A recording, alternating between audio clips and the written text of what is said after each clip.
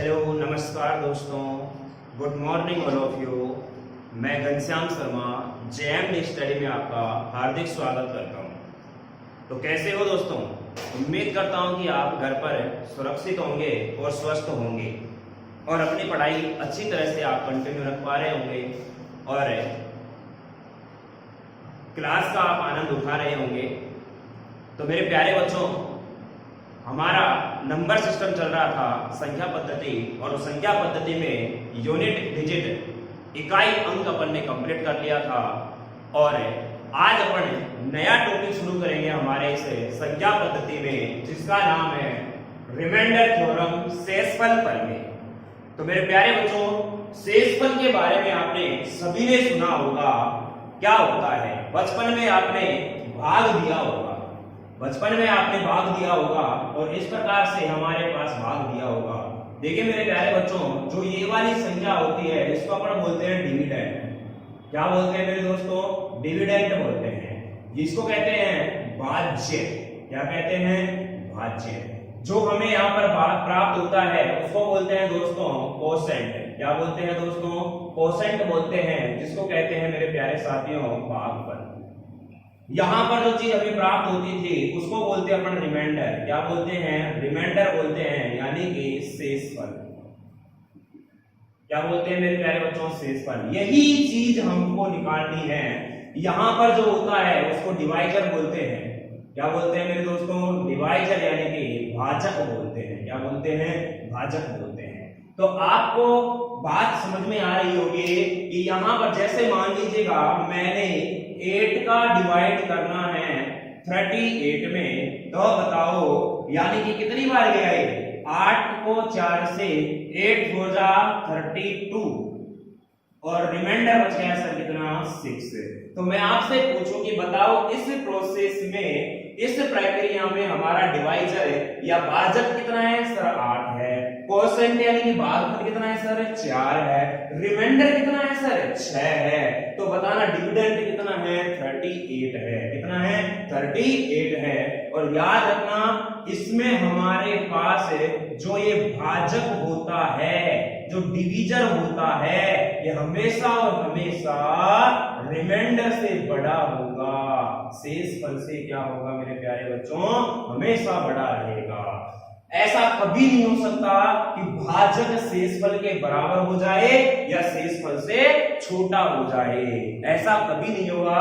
भाजक हमेशा और हमेशा किससे बड़ा होगा? शेषफल से बड़ा होगा। और जो हम डिविडेंड निकालते हैं, जो हम भाज्य निकालते हैं, ये निकलता है तो दोस्तों इन दोनों को गुणा करते हैं। गुणा किसको करते हैं मेरे प्यारे साथियों? भाजक को गुणा करते हैं किससे?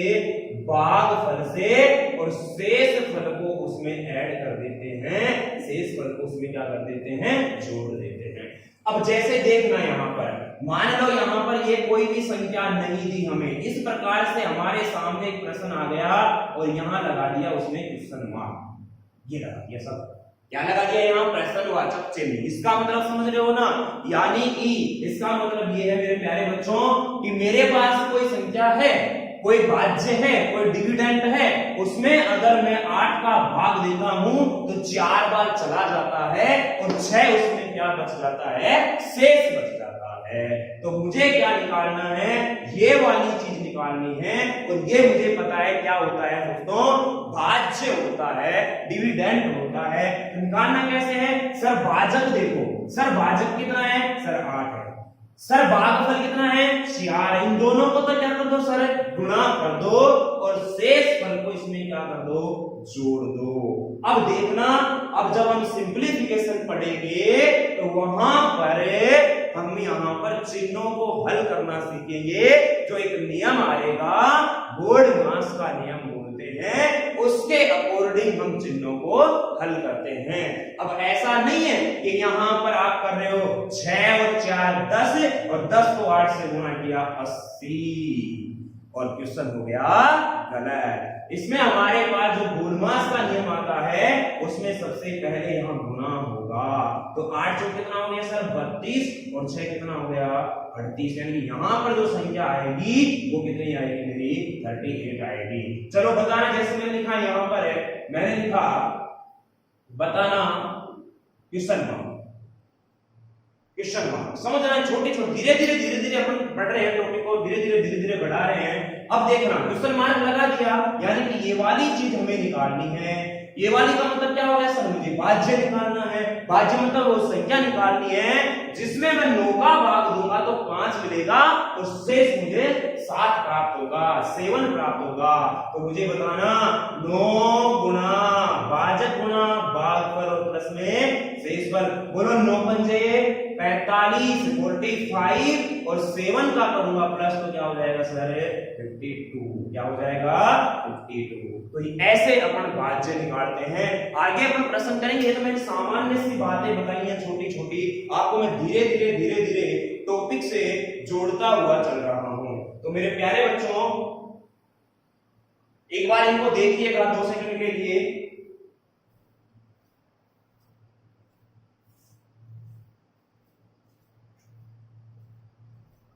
तो उम्मीद करता हूं कि आपको ये बातें अच्छी तरह से समझ में आई होंगी।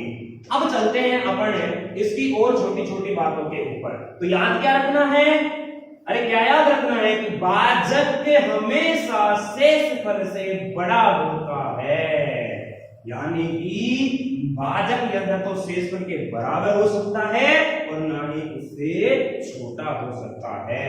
तो मेरे प्यारे प्यारे सुंदर सुंदर बच्चों, शेषफल प्रमेय को समझते हैं चलिएगा। देखिएगा मैंने लिखा यहाँ पर छोटी सी बात, जैसे मैंने लिखा यहाँ पर आपके सामने 37 डिवाइड करना है मुझे 5। देखिए यहाँ पर जो शेषफल होता है वो धनात्मक भी बनता है और ऋणात्मक भी बनता है, दोनों निकालते हैं अपन, देखते हैं। देखिएगा 37 में अगर मैं 5 का डिवाइड करता हूं तो 5 7 जा 35, 5 7 जा 35 और बच गया कितना सर, यानी कि मैं ये बोल सकता हूं कि मुझे एक रिमाइंडर इसका क्या मिल गया है 2 मिल गया। अब आप कहोगे कि सर दूसरा जो रिमाइंडर होगा वो ऋणात्मक रिमाइंडर कैसे बनेगा। दूसरा ऋणात्मक रिमाइंडर ये बनेगा कि 37 से ठीक बड़ी संख्या जिसमें 5 का पूरा पूरा भाग चला जाए, कौन सी है सर 40 है। लेकिन वो 40 37 से क्या है ज्यादा है, कितना ज्यादा है 3 ज्यादा है, तो माइनस का 3 भी हमारा रिमाइंडर हो सकता है। अरे बात समझ में आ रही है। लेकिन हमें शेषफल धनात्मक लेकर चलना है। बोले कि सर अगर धनात्मक ही लेकर चलना है तो फिर हमें ये क्यों बता रहे हो, ये चीज अभी धीरे धीरे आपको समझ में आएगी कि इसकी आवश्यकता क्यों पड़ रही है। अब जैसे मान लीजिएगा मैंने आपको लिखा यहां पर 87/11 में 11 का भाग देना है। अब 87 में 11 का भाग दूंगा तो 11 7 77, अरे 11 7 से कितना होगा 77। तो बताना यहां एक रिमाइंडर तो क्या हो गया है 10 हो गया है, तो दूसरा रिमाइंडर क्या होगा 10। अब देखो 10 मिल गया, मुझे 11 बनाना है तो दूसरा होगा कितना 1 होगा, लेकिन वो किसका होगा माइनस का होगा। अरे किसका होगा माइनस का होगा, लेकिन लेकर क्या चलना है धनात्मक। अब जैसे मान लो मैंने लिखा है यहां पर आपके सामने 100 का डिवाइड मुझे करना है मेरे प्यारे बच्चों 99, और मैं बोल रहा हूं कि इसका एक रिमाइंडर उसने -1 दे दिया। सर क्या दे दिया -1। तो बताओ इसका दूसरा रिमाइंडर जो बनेगा वो क्या बनेगा। तो आप ये 10 में 10 बनाना है, एक चिन्ह को यहां पर 1 मिनट के लिए भूल जाओ। अरे 1 तो मिल गया, अब मुझे 10 बनाना है, उसके लिए क्या चाहिए सर 9 चाहिए। लेकिन ये माइनस का आ चुका था तो ये कैसा रहेगा धनात्मक रहेगा। अभी धीरे धीरे जब मैं प्रश्नों पर आऊंगा तो वहां पर आपको अच्छी तरह से समझाऊंगा। अब जैसे मान लो मैंने लिखा यहां पर -46/5, तो बताना रिमाइंडर क्या होगा। रिमाइंडर क्या होगा, अब देखो संख्या माइनस में आ गई है, किसमें आ गई है माइनस में। 5 का इसमें डिवाइड करता हूं तो एक रिमाइंडर क्या मिल गया मुझे 1 मिल गया सर। क्या मिल गया? 1 मिल गया। लेकिन ये कौन सा मिलेगा सर? ये माइनस वाला मिलेगा। क्यों? क्योंकि मेरी जो संख्या है वो क्या है? माइनस में है। तो बताना दूसरा जो मेरा रिमाइंडर होगा वो क्या होगा? 4, क्योंकि मुझे तो इन दोनों का टोटल 5 के बराबर देखकर आ रहा है। अरे 1 और 4 5 हो गया। ये माइनस का मिल चुका है, तो ये कैसा रहेगा सर? धनात्मक प्लस वाला रहेगा। तो इसका जो रिमाइंडर होगा वो सर क्या होगा? 4। बात समझ में आ रही है? जैसे मैंने लिखा आपके सामने यहाँ पर एक छोटा सा और उदाहरण कि -37 में मेरे को देना है 13 का -37 में 13 का डिवाइड देना है। तो चलो दो यहाँ पर क्या क्या बनता है। देखो 13 का जब मैं देता हूं उसमें, तो देखो ना 13 का डिवाइड करूंगा मैं -37 में, तो 13 क्या होता है? अरे 13 क्या होता है? 39। और ये इससे बड़ा गया, -37 से बड़ा गया 39। कितना बड़ा गया? 2। तो ये क्या हो गया? 2। तो दूसरा रिमाइंडर क्या होगा सर? -11 भी हो सकता है। बात समझ में आ रही है? अरे आ रही है नहीं आ रही? चलो आ रही है। और बातें बताना मुझे इसमें। मैंने लिखा एक छोटा सा क्वेश्चन आपके सामने, बनाना इसको। 13 प्लस में 38, 13/38 को डिवाइड करना है 5 से, और मुझे बताना है मेरे प्यारे बच्चों रिमाइंडर की शेष क्या बचेगा? शेष क्या बचेगा?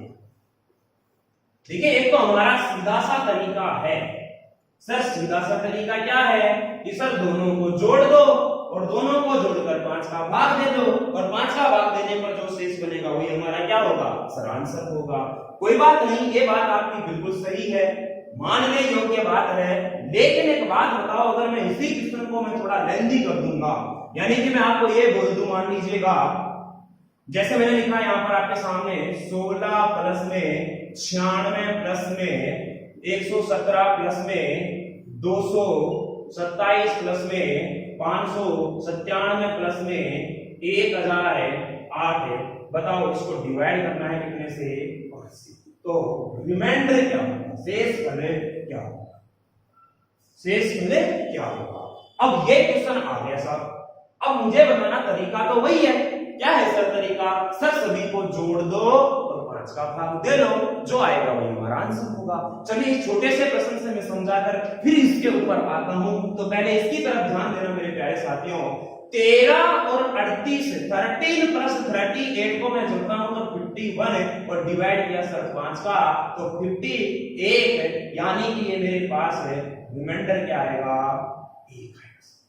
क्या आएगा सर? 1 आएगा। ये तो अपन ने कर लिया कि सर जोड़ कर भी कर सकते हैं, लेकिन एक्सप्रेशन ऐसा आ गया तो अपने को यहां जोड़ने में थोड़ा सा टाइम लगेगा। तो देखना 5 का जब मैं 13 में देता हूं, अलग अलग भाग दे दो। 5 का जब 13 में दिया तो शेष क्या बचा सर? 3 बचा। 5 का जब 38 में दिया तो शेष क्या बचा सर? 3 बचा।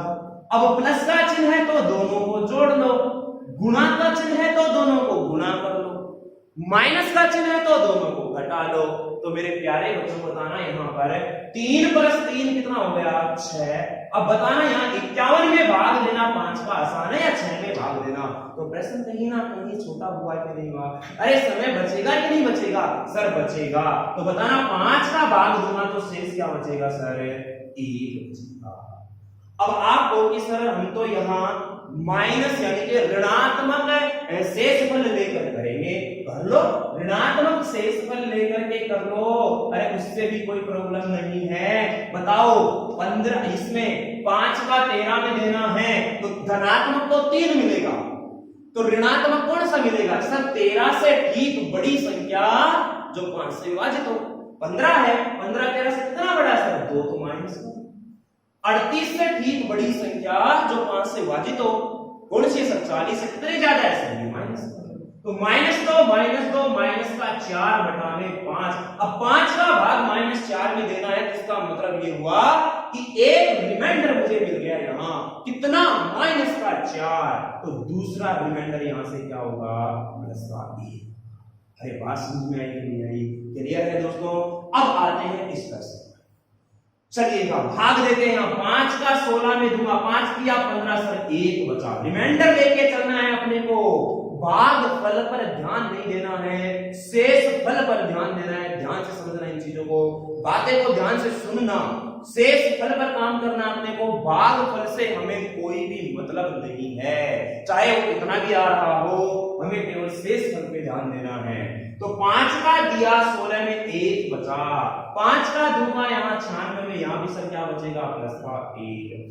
5 का 2 117 में, देखो यहाँ पर 5 दिया 15, इकाई का अंक तो क्या बचेगा सर 2। ऐसे यहाँ पर भी क्या बचेगा सर 2, यहाँ पर भी क्या बचेगा सर 2, यहाँ पर क्या बचेगा सर 3। अब सभी को क्या कर लो, जोड़ दो। मुझे बताओ इतना जोड़ना आसान है या इनको जोड़ना आसान है? बोले कि सर 2 2 4 2 6 2 8 2 3 11 में अगर मैं 5 का देता हूं तो रिमाइंडर मुझे मिलता है सर, यानी कि जो शेष मिलता है मुझे क्या मिलता है? बात समझ में आई कि नहीं आई? अरे आई कि नहीं आई? सर आ गई है, चलेगा। तो एक एग्जाम का क्वेश्चन मैं आपको लिख देता हूं, मैं यहाँ पर उसको करना। क्वेश्चन ये पूछा गया था 63 इंटू 113 में आपको भाग देना है 11 का। ये एसएससी का क्वेश्चन है मेरे प्यारे बच्चों। 63 इंटू 11, 63 इंटू 63 इंटू 113 अपॉन में 11 है, तो इसका आपको बताना है रिमाइंडर। फटाफट इस क्वेश्चन को सोल्व करिएगा। बहुत अच्छे, देखिए बातों को समझना, धीरे धीरे अपन बहुत अच्छे लेवल के क्वेश्चनों पर पहुंच जाएंगे आप। समय तो लगता है मेरे दोस्तों चीजों को सीखने में, लेकिन अगर एक बार सीख जाओगे ना, उसके बाद हमें कोई भी समस्या नहीं आएगी, किसी भी तरह की समस्या नहीं बनेगी, पक्का इस बात की मैं गारंटी देता हूं। लेकिन मैं बार बार एक ही बात पर जोर देता हूं मेरे प्यारे बच्चों, सर प्रैक्टिस करनी है। अरे क्या करनी है सर? प्रैक्टिस करनी है। चलिए तो अब इसी बात पर इस क्वेश्चन को देखिएगा। तरीका वही है मेरे प्यारे बच्चों। सर क्या है कि 63 को 113 से क्या कर लो सर? गुणा। अरे 63 को कितने से गुणा कर लो सर? 13 से। 63 को 113 से गुणा कर लो, सॉरी, और उसमें 11 का क्या दे दो सर?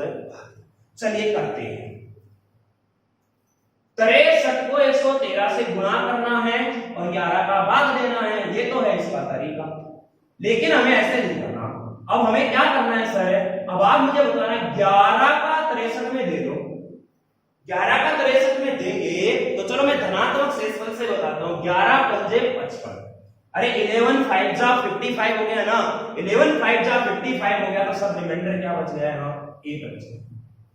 11 का इसमें देता हूं तो सर ये 11 टाइम जा 1 टाइम हो जाएगा, 11 टाइम जा 1 टाइम हो जाएगा, तो सर यहां बचेगा क्या? 3 बचेगा। अरे क्या बचेगा सर? 3 बचेगा।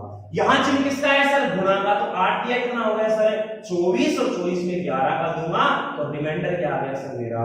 2, क्योंकि 11 दूनी 22 और शेष क्या बचेगा? 2 बचेगा। ये तो हो गई कि सर धनात्मक लेके कर दिया। सर यहां आप 8 को लिया है, मैं तो छोटी संख्या बनाकर लेना चाहता हूं, तो आप क्या कर सकते हो? 63 इंटू 113 अपॉन 11। तो मुझे बताना इसका आप 11 के आसपास, सॉरी 63 के आसपास ऐसी संख्या जो 11 से पूरी तरह विभाजित हो, तो इसके आसपास 55 पास में है या 66 पास में है सर? 66 पास में है, लेकिन 66 से ज्यादा है। अरे जो 66 है वो तो 63 से ज्यादा है। कितना ज्यादा है सर? 3 ज्यादा है, तो यानी ये माइनस का 3। इसको आप प्लस का 3 ही ले लो। माइनस का लोगे तो बहुत ज्यादा बनेगा, 8 लेना पड़ेगा माइनस का, उससे कोई फायदा नहीं करने वाला। ये गुणा हो रहा है, इनको गुणा कर दो। देखो ये माइनस का 3 और 3 हो गया माइनस का 9 और 11 का भाग, ये रिमाइंडर माइनस का आ गया है, तो दूसरा रिमाइंडर इसको इसमें से घटा दो। 11 में से 9 घटाना है, माइनस 9 नहीं घटाना। देखो मैं क्या बोल रहा हूं, 11 में से को 9 घटाना और 11 में से एक माइनस का 9 घटाना, दोनों में अंतर है। दोनों में क्या है? अंतर है। मैं बोल रहा हूं केवल 11 में से केवल 9 घटाना है, जो कि माइनस को थोड़ी देर के लिए भूलना है अपने को। तो बताना यहां से रिमाइंडर क्या आएगा सर? 2 है। क्या आएगा सर? 2 है। बात समझ में आ रही है मेरे प्यारे बच्चों? अरे यार ये क्या बोले कि सर आ रही है। चलो तो अब मैं करवाता हूं कोई क्वेश्चन आपको एग्जाम।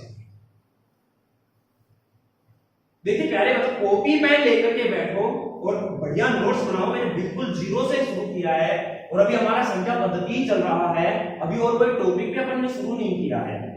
इसमें नया संख्या पद्धति में हमारा तीसरा टॉपिक है नया टॉपिक रिमाइंडर थ्योरम। उसके बाद में हमारा डिविजिबल रूल आएगा, फिर हमारे फैक्टर आएंगे और फिर हमारे ट्रेलिंग जीरो आएगा, फिर उसके बाद में हमारा नंबर्स का क्लासिफिकेशन आएगा और उसके बाद जो भी हमारे छोटी छोटी बातें हैं नंबर सिस्टम में वो करते हुए चलेंगे।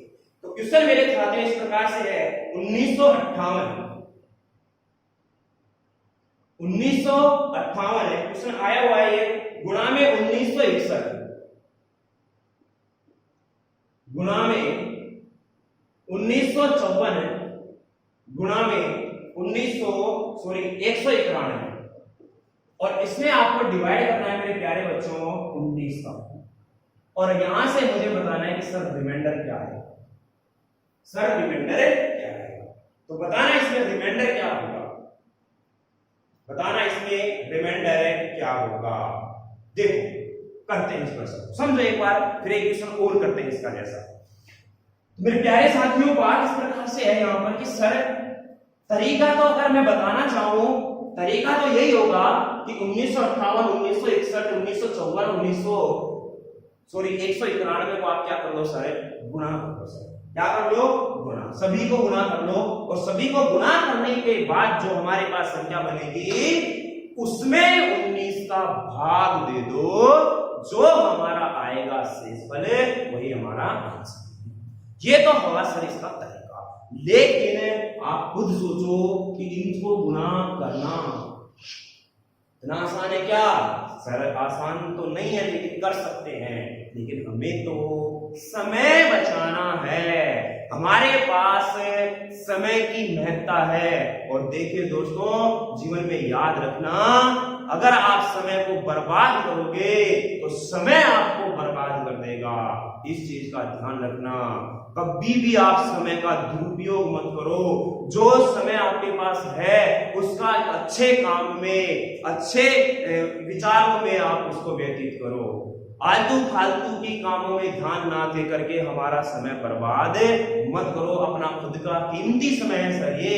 और बेटा जो समय निकल गया ना मेरे दोस्तों वो कभी लौट कर नहीं आने वाला। केवल एक चीज बचेगी, पछताने के अलावा। कभी कभी अपन क्या करते हैं लाइफ में, एक ऐसा कदम उठा लेते हैं, उस समय जब हम सोचते नहीं है, जब वो कदम उठाते हैं कि इसका आगे रिजल्ट क्या हो सकता है। समझ में आ रही है? क्यों? क्योंकि उस टाइम हमारे ऊपर एक भूत सवार हो जाता है कि मुझे कोई फर्क नहीं पड़ेगा इसका। समझ में आ रही है? लेकिन जब वो धीरे धीरे उस चीज की प्रोसेसिंग बढ़ती है, जैसे जैसे दिन बीतते जाते हैं, तब उस चीज का आपको असर लगने लगता है। और जब एक दिन वो गलती एक ऐसे मोड़ पर पहुंच जाती है मेरे दोस्तों, जब आपके पास एक ही विकल्प रहता है, पछतावा, उसके अलावा आपके पास कोई विकल्प नहीं होता। तो आप किसी भी समय गलत डिसीजन ना लें, थोड़ा सोचें, विचारें और उसके बाद में उसके ऊपर काम करें कि हाँ आई कैन डू इट, क्या मैं इसे कर सकता हूं, क्या मेरे लिए ये सुटेबल रहेगा, क्या मैं इससे डिस्टर्ब तो नहीं होऊंगा। क्योंकि मेरे प्यारे बच्चों याद रखना, अगर आप लाइफ में कुछ हो तो सब कुछ आपका है, ये दुनिया भी आपकी है, सब अपने बन जाएंगे। अगर आप कुछ भी नहीं हो तो याद रखना आपका कोई नहीं है। क्योंकि हर एक इंसान एक सफल इंसान के पीछे भगता है, एक सक्सेस पर्सन के पीछे लगता है। बात समझ में आ रही है? तो मेरे प्यारे बच्चों मेरा कहने का मतलब यही है सर, क्या है कि समय का उपयोग करो, समय को इधर उधर की बातों में व्यतीत ना करो, उसका फालतू में वेस्ट मत करो। जो समय आपके पास मिल रहा है ना, अरे समय, अगर समय की आपने कदर कर ली तो समय आपकी कदर करेगा। वही मैं कह रहा हूं कि समय अगर आपने बर्बाद कर दिया तो यही समय आपको बर्बाद करके, तो समय को ध्यान में रख करके अपना जो भी वैल्यूएबल टाइम है, बहुत ही कीमती समय है मेरे प्यारे बच्चों, तो इसका उपयोग करो और अपनी पढ़ाई में जी जान लगा दो, लगन से मेहनत करो, ईमानदारी से मेहनत करो, एक तरह निष्ठा से मेहनत करो, सफलता आपको अवश्य प्राप्त होगी। समझ में आ रही है? और देखिए मेरे प्यारे बच्चों, जिंदगी में अगर आपने स्ट्रगल नहीं किया ना, संघर्ष करना अगर नहीं सीखा ना, तो कुछ नहीं हो सकता, क्योंकि जो ये लाइफ है ना, ये बिना संघर्ष के आगे बढ़ेगी नहीं। आपको बहुत चीजों का सामना करना पड़ेगा। आपके सामने अच्छे लोग भी हैं, अच्छे लोग भी आएंगे, बुरे लोग भी आएंगे। आप नेगेटिव विचार वाले लोगों से दूर रहो, जो आप नेगेटिव सोचते हैं, अरे तू ऐसा नहीं कर सकता, जब हम ही नहीं कर पाए तो तू क्या कर सकता है। मैं काफी बार देखा है, काफी विद्यार्थी बोलते हैं, और हमारे साथ भी ऐसा हुआ है, ऐसी बात नहीं हमारे साथ नहीं हुआ, हमारे साथ में जो हमारे से थोड़ा बहुत कुछ जानते हैं वो यही बोलते थे कि अरे हमसे जब कुछ नहीं हुआ तो तुम क्या कर सकते। और आपके आसपास भी ऐसे लोग मिल जाएंगे बहुत सारे, जो आपको डिमोटिव करेंगे, आपको एक नेगेटिव थॉट लाएंगे आपके माइंड में, तो उनसे दूर रहो, उनके पास बैठो ही मत, उनसे बचो, और आपके मन में ठान लो कि नहीं मुझे तो ये करना है। अरे वही बात होगी ना, ठान लिया तो जीत और मान लिया तो हार है। तो इसी बात पर चलिए इस प्रश्न को करते हैं मेरे प्यारे बच्चों। तो आपको तो केवल पढ़ाई पे ध्यान देना है, पढ़ाई पे ध्यान देना है। क्लियर है बच्चों? बनाइएगा। 1958 में कितने का भाग देना है सर? 19 का। एक एक करके अलग अलग डिवाइड कर दो, और जो शेषफल बच रहा है उनको लिख लो। बीच में किसका चिन्ह है सर? गुणा का, तो गुणा कर लेना। देखना 1958 तोड़ो इसको सर। 1900 प्लस में 58 क्या लिख सकते हैं क्या सर? बोले सर लिख सकते हैं। अरे 1900 में अगर मैं भाग दूंगा तो सर शेष क्या बचेगा? 0 बचेगा सर। और 58 में भाग दूंगा तो शेष क्या बचेगा सर? 1 बचेगा। तो 1958 में अगर मैं 19 का भाग देता हूं तो मुझे शेष क्या मिलेगा सर? 1। बोले सर मिलेगा कि नहीं मिलेगा? बात समझ में आई? अरे आई क्या? Very good. अब देखना सर 1961 तो 1900 में तो पूरा पूरा चला गया, और 61 में मेरे पास 19 का भाग देना है, तो 19 या 57, और सर यहां क्या बच गया? 4। समझ में आ गई सर? 1954 है। अरे 1900 में पूरा पूरा और 54 में मुझे देना है, तो मुझे बताना 19 या 57 ले लो। 57 54 से ज्यादा है सर। कितना ज्यादा है सर? 3 ज्यादा है। तो सर इसको माइनस ले ले क्या? बोले सर ले लो। समझ में आ गई? 191 191 में हमें को 19 का भाग देना है, तो बताना यहाँ 19 का भाग दूंगा। अरे क्या मैं इसको लिख सकता हूँ क्या? 190 प्लस 1। बोले सब लिख सकते हो। 190 में 19 का, अरे 19 10 का कितना हो गया? 190 हो गया। 1 रिमाइंडर बचा सर, यहाँ 1 बचे। बोलो इतनी बात आपके समझ में आई होगी? अरे सर आ गई सर। अब आपको इनसे कोई मतलब नहीं, सभी गुणा हो रहे हैं। तो आप ये देखो कि माइनस के चिन्ह वाली संख्या कितनी बार है। माइनस के चिन्ह वाली संख्या अगर विषम बार है तो ऋणात्मक चिन्ह रहेगा, और सम बार है तो धनात्मक चिन्ह रहेगा। तो बताना यहाँ माइनस है क्या? नहीं। यहाँ है क्या? नहीं। यहाँ है कैसे है? यहाँ एक बार माइनस में आने वाली संख्या क्या आएगी सर? माइनस आएगी। गुणा करो इनको, 4 एकम 4 4 किया 12 12 एकम 12, माइनस का 12/19, यानी कि मुझे यहां से अगर मैं निकालूंगा तो रिमाइंडर क्या मिलेगा? माइनस का 12। क्या माइनस में रिमाइंडर हो गया क्या? नहीं सर, किसमें से घटा दो? किसको घटा दो? अरे 19 में से किसको घटा दो सर? माइनस के 12 को या केवल 12 को? अरे केवल 12 को घटाना है। क्या आएगा सर? 7। और यही हमारा क्या होगा सर? आंसर। अरे बात समझ में आई नहीं आई? अरे क्लियर है? चलो कोई बात नहीं, एक क्वेश्चन और बनाते हैं, एक क्वेश्चन और बनाते हैं, उससे अच्छे से क्लियर हो जाएगी आपको पूरी बातें। ध्यान से समझना मेरे प्यारे बच्चों, बहुत आसान चीजें हैं, कुछ भी हार्ड नहीं है, कुछ भी। देखिए मैंने लिखा यहां पर आपके सामने 1547 गुणा 1588 गुणा ले लेते हैं और अपन 1509 गुणा 1514 गुणा 1567 और इसमें मुझे डिवाइड करना है सर कितने का 15 का और मुझे बताना है मेरे प्यारे बच्चों कि इसमें शेष फल क्या आएगा, हमारा रिमाइंडर क्या बनेगा। रिमाइंडर बताना है, क्या बताना है, शेष फल बताना है कि शेष फल क्या होगा। अब देखो वही काम करना शुरू करो। नीचे कितने का भाग देना है सर, 1500 का भाग देना है।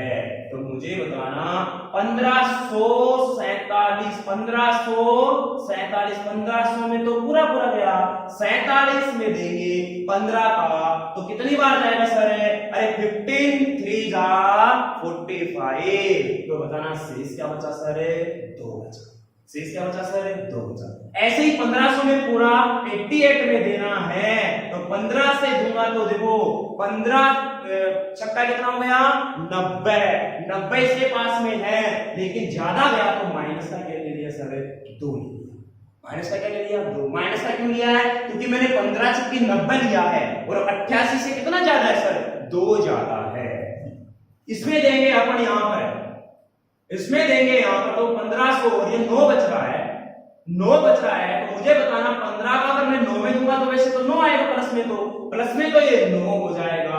तो मुझे बताना माइनस में अगर लेना चाहते हो तो सर माइनस में हो जाएगा कितना, ये 6, क्योंकि 9 से 15 में जाऊंगा तो 6 का अंतर बनेगा तो माइनस का 6 ले लिया। इसमें मैं देता हूं 15 का तो देखो यहां पर 1500 में चला गया, 14 में दूंगा तो 1 ज्यादा तो 15 से क्या होगा सर, माइनस का 1। अरे हो गया ना। अब यहां दूंगा 1500 पूरा और 15 का अगर मैं इसमें देता हूं 67 में तो देखो 15 चौके 60 और 15 पंजे 75, यहां क्या बच जाएगा सर, 6 बचा। अब इनसे हमें कोई मतलब कोई वास्ता नहीं रहा, कोई वास्ता नहीं रहा, ये सभी क्या हो रहे हैं सर, गुणा हो रहे हैं। अब ये देखो कि माइनस में कितनी बार आ रहा है, 1 नहीं 1 2 3 यानी विषम बार आ रहा है कि माइनस का गुणा करो इन सभी को, 2 दूनी 4 और 4 छक्का 24 यानी कि 7 छक्के 42 दूना 84 और 84 दूना कितना हो गया सर, 168। तो माइनस का 168 बना सर, माइनस का 168 बना और फिर से मुझे इसमें 15 का डिवाइड करना है। किसका डिवाइड करना है, 15 का। तो आप मुझे बताना अगर मैं इसमें 15 का डिवाइड करूंगा तो 15 ढाई का 150, 10 बार पूरा पूरा चला गया तो क्या मैं इसको लिख सकता हूं यहां पर माइनस का 150 और माइनस का क्या 18 लिख सकते हैं ना। और बटा में क्या करते हैं सारे, यहां तो शेष क्या बचेगा सर, 0 और यहां क्या बचेगा सर, 3, लेकिन होगा किसका, वो माइनस का और बटा में क्या आएगा 15। एक माइनस का बच गया है लेकिन मुझे यहां प्लस का चाहिए तो 15 में से 3 गया तो सर शेष क्या आया। अरे बात समझ में आ रही है क्या, क्लियर है। तो इस प्रकार से हमारे पास इसके प्रश्न बनते हैं। आगे बढ़ते हैं और एक क्वेश्चन और है मेरे प्यारे बच्चों जो वो भी एग्जाम में पूछा गया है, फिर इसके और भी अच्छे अच्छे प्रश्नों पर आएंगे। देखिए जो एग्जाम में जो भी क्वेश्चन पूछा गया है ना, जिस भी टॉपिक से, वो सारे को मैं करवाऊंगा और मेरी तरफ से जो भी और क्वेश्चन बनता है ना एक्स्ट्रा कहीं से भी ढूंढ लाएंगे वो उनकी मैं आपके साथ प्रैक्टिस करवा दूंगा।